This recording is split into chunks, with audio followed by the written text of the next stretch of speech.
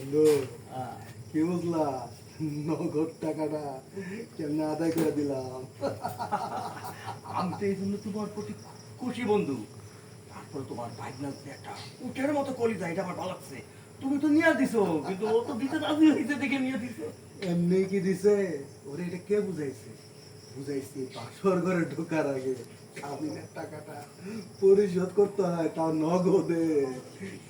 আমার খুব ভালো লাগছে, তোমার ভাইগনার মন আছে। আচ্ছা রাখ বন্ধু, এই ঠিক মতো বাসর করে গেছে তো? হ্যাঁ সেটা গেছে। চলো দুজনে খাইয়া ঘুম দেই। না আমরা কি না না, তারপরে যে মিস কাটো। বলতে পারতাম।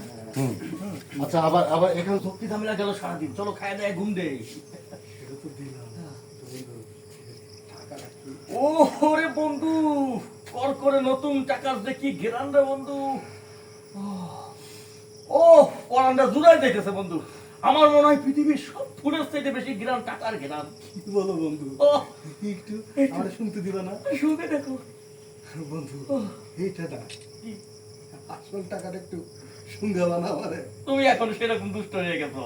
রাতের বেলা কি টাকা গুনাগুনি করা ভালো নাকি, বা ভাগাভাগি ভালো নাকি? এটা তো অন্যায়। বাসর ঘরটা হোক, আর কালকে ওকে দুইজনে হানিমুনে পাঠাই দেয়। তারপরে দুইজন দুইটা ভাগ করে হানিমুনে।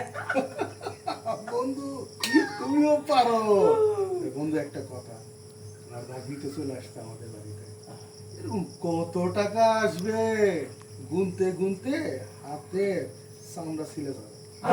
তোমার আচ্ছা এখান থেকে যাই। হ্যাঁ, অ্যাকশন।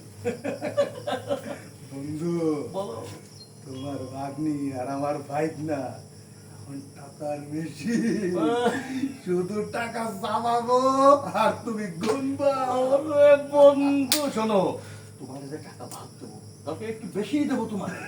আর ওই শুধু না, আমার টাকার ভাগের থেকে তোমার জন্য এই থাকবে। তুমি দুষ্ট হয়ে গেলা।